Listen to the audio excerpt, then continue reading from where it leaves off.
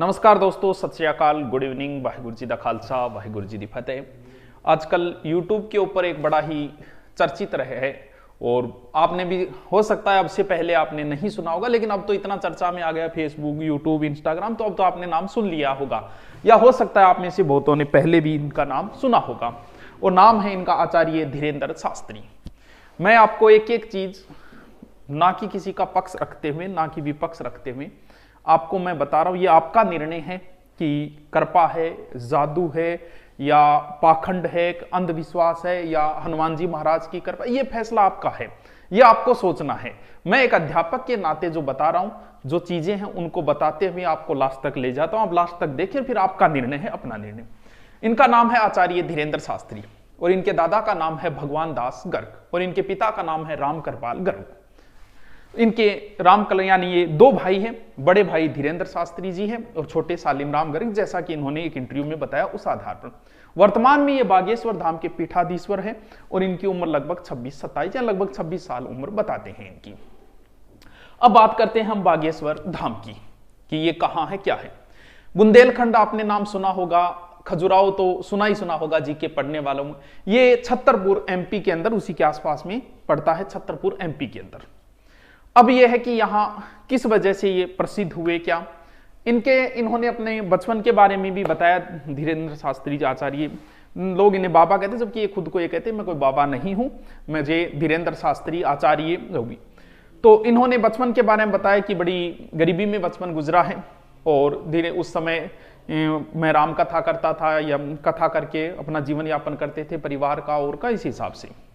तो इन्होंने इंटरव्यू में जब पूछा गया पत्रकार कि अब आप गाड़ियों में चलते हो, तो उन्होंने कहा कि भक्त हमें गाड़ी दे जाते हैं कि आप बैठिए कुछ दिन तक कृपा, तो हम उनकी इज्जत रख लें, गाड़ी रख लेते। मेरे पास वर्तमान में कोई गाड़ी नहीं है, सिर्फ एक मोटरसाइकिल है, ऐसा इन्होंने इंटरव्यू के अंदर बताया था। अब बात यह कि बागेश्वर धाम क्यों चर्चा के अंदर है। यहां पर अर्जी लगाई जाती है, जिसे पेशी कहते हैं, कि 5 मंगलवार जाना होता है, पेशी लगाई जाती है और उनके बाद में धीरेन्द्र शास्त्री जी जो है वो स्वयं बुलाते हैं और बुलाने के बाद पर्चे में उनके बारे में लिख, जैसा आपने देखा भी होगा, पर्चे के अंदर वो लिख देते हैं, जो भी समस्या होती है वो पहले बता देते हैं कि ये बातें लिखिए, ये, और उसका समाधान भी बताते हैं। पहले इतने प्रसिद्ध नहीं थे ये, बाद में यूट्यूब की दुनिया में आए, यूट्यूब पे इनके वीडियो और कुछ चैनल भी होते हैं, जैसे टीवी वगैरह चलते हैं ना धार्मिक कथा, उन पे आने के बाद में धीरे धीरे ये प्रसिद्ध है। लेकिन वर्तमान में और एक बात और बता दूं, जून 2022 में इन्हें धीरेन्द्र शास्त्री लंदन संसद ने 3 अवार्ड भी दिए थे। अब बात करते हैं कि बागेश्वर, वैसे जिसमें स्वर आ जाता है वो शिव के उपासक होते हैं, लेकिन इन्होंने बताया कि हनुमान जी महाराज का, ऐसा कहते हैं, इन्होंने बताया कि लगभग 320 साल पहले यहाँ मूर्ति प्रकट हुई थी और वो उनके दादाजी जो पहले सेवा करते थे उनको आशीर्वाद भी दिया था कि आपका नाम पूरे भारत के अंदर फैलेगा। हनुमान जी ने उन्हें आशीर्वाद दी। इस प्रकार की बातें इन्होंने खुद ही बताई थी इंटरव्यू के अंदर। सत्यनारायण की एक कथा करते हैं, ठीक है। अब बात ये आई, आपको बता दिया कि नाम बोलते हैं, ये नाम बोलने के बाद उसे बताते हैं, समस्या का समाधान भी बताते हैं और वीडियो देखे भी होंगे आपने। अब बात यह आई कि ये चर्चा में कब आई। ये कथा करने के लिए गए हुए थे कहां, नागपुर के अंदर। कहां, नागपुर, महाराष्ट्र के अंदर। महाराष्ट्र के अंदर एक अधिनियम बना हुआ है जो अंधमूल श्रद्धा से संबंधित जो है, अंधविश्वास फैलाते हैं और वगैरह, उनसे संबंधित एक अधिनियम बना हुआ है और उनके प्रमुख जो है वो है ये, जिनका नाम है श्याम मानव। यानी ये श्याम मानव जो है वो सदस्य हैं भारतीय अंधश्रद्धा उन्मूलन संस्था के। यानी महाराष्ट्र में ऐसा कानून है कि आप जादू टानो वगैरह ये नहीं कर सकते।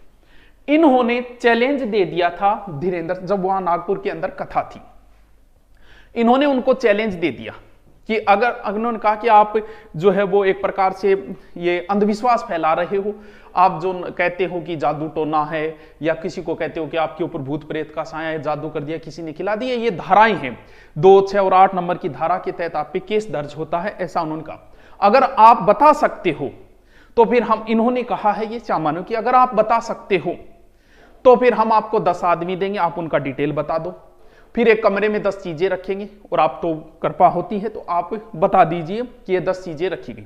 अगर आप ऐसा 10 में 90% बातें भी आपकी सही मिल गई तो हम आपको 30 लाख रुपए इनाम दें। वो आपकी मर्जी, आप लेते हैं या नहीं लेते हैं, ठीक है। और आपको भी 3 लाख अगर आप देते हो तो भी देते हो तो ठीक है, नहीं वरना फिर आप ये चीजें बता दीजिए। अगर आपकी 90% बातें सही मिली तो मैं इस संस्था जो 40 साल से कार्य करे, मैं संस्था को बंद कर दूंगा और मैं जो है वो आपसे माफी मांगूंगा, ऐसा इन्होंने कहा है जो प्रमुख है। ठीक है, अब ये कहते हैं कि जैसे इन्होंने ये बात कही तो उन्होंने जो कथा लगभग 9 दिन की थी वो वहां से 7 दिन बाद ही वहां से चले गए। इन्होंने कहा कि आप यहां से कैसे मतलब भाग गए आप यहां से, जब हमने आपको चैलेंज दिया। तो इधर उनका ये कहना था कि हमारे गुरुजी का जन्मदिन था तो 2 दिन हमने यहां से कम किए और 2 दिन आगे जो कथा उनमें कम करके हम उनकी तैयारियों के अंदर थे। और इन्होंने कहा कि अगर आपको करना है तो कोई बात नहीं, आप आइए वहां पर और हम आपको चैलेंज का आप जो भी कर रहे हो मैं एक्सेप्ट कर रहा हूं। इस तरीके की बातें आपस में चली। अब इनका अभी वर्तमान में धीरेन्द्र शास्त्री जी का जो है वो प्रोग्राम चल रहा है छत्तीसगढ़ रायपुर के अंदर। ऐसा कहते हैं कि वहां लगभग 4 लाख लोग आए हुए थे। उन्होंने वहां पत्रकार थे 30-40, क्योंकि वर्तमान के अंदर तो चर्चा में तो सारे पत्रकार भी गए हुए थे, लगभग 30-40 मीडिया वाले वहां थे। उन्होंने उन मीडिया वालों में से कहा कि आप डिसाइड कर लीजिए, कोई एक यहां आ जाइए और मैं उनको बता दूंगा। वो डिसाइड नहीं कर पाए तो उन्होंने किसी एक महिला से कहा कि आप आ जाइए। फिर उन्होंने कहा कि हो सकता है आप ये सोचिए कि पहले से तय है, आप किसी को बुला लें। वो महिला किसी महिला को ले आई तो उन्होंने बताया कि महिला इसलिए आई है और इनकी ये समस्याएं हैं। और फिर एक पत्रकार को भी बताया, भाई का नाम बताया, इस तरीके से उन्होंने बताया और कहा कि ये मैं बता दिया, लास्ट बार बता रहा हूं, मैं आगे चैलेंज स्वीकार। ये इनकी देखो, ये इनकी अपनी राय है कि वो किसी का चैलेंज स्वीकार करते हैं या नहीं करते हैं, ये इनका अपना वैचारिक मत है।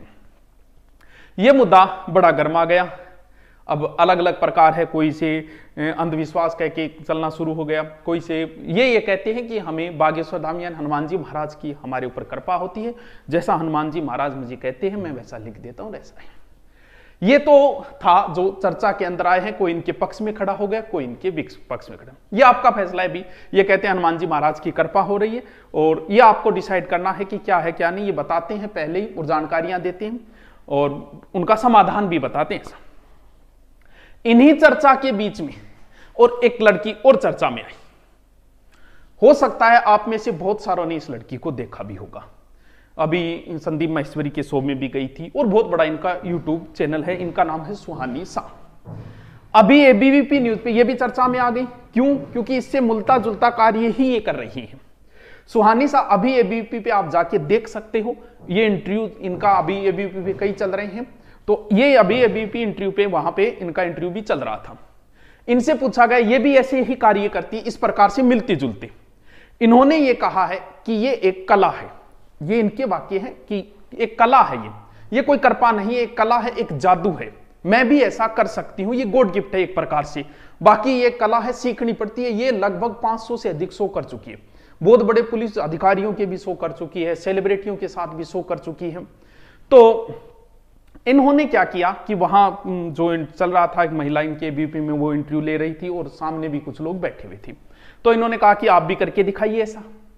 तो इन्होंने क्या किया कि अलग अलग लिए किसी एक व्यक्ति के कहा कि आप अपना फेवरेट जगह हॉलीडे वाली कि कहां जाना है वो सोच लो।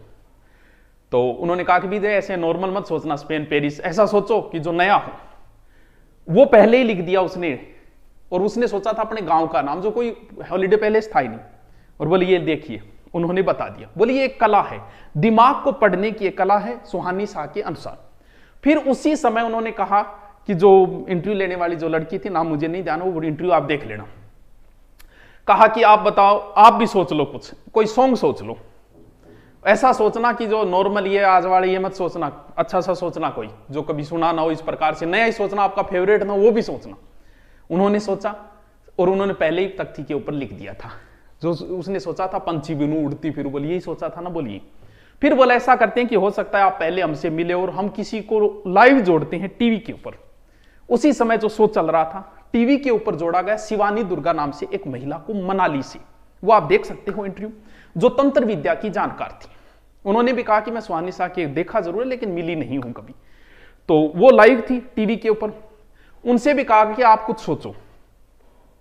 तो सुहानी शाह ने कहा कि दोबारा सोचो। जब सोचा तो पहले ही उन्होंने लिख दी थी। उन्होंने सोचा था कि सचिन की मर्डर हिस्ट्री कब सोल्व होगी। तो सुहानी शाह ने कहा कि मैं आपको 2-3 बार इसलिए ऑब्जर्व कर रही थी क्योंकि लोग सुशांत की सोचते हैं, मैं सचिन और सुशांत में कंफ्यूज हो गई थी। आपने ये सोचा? बोला हाँ मैंने यही सोचा है। तो इनका ये कहना है कि ये एक दिमाग पढ़ने की एक कला है जो कोई भी कर सकता है। तो इसका पढ़ के कोई वो बात है कि मैं जादू के तरीके से कोई इसे गलत फायदा भी उठा सकता है। ये एक मैजिक है, और इतना बड़ा मैजिक है, उसने एक लड़की को खड़ा किया उसके अंदर जो इंटरव्यू चल रहा था, और उस लड़की से कहा कि तू पासवर्ड सोच तेरे मोबाइल की, मोबाइल पहले ले लिया और पासवर्ड से उसने मोबाइल खोल दिया। तो ये भी आप इनके भी देख सकते हो टीवी के ऊपर, उनका बहुत बड़ा चैनल है। तो मैंने तो आपको बताया है कि इस हिसाब से फैसला आपका है। बात धर्म की बात होती है तो हम किसी पक्ष में नहीं आ सकते, ये आपका फैसला है, आपकी जो भी है। भगवान हनुमान जी महाराज आप पे कृपा बनाए रखे। Okay, thank you.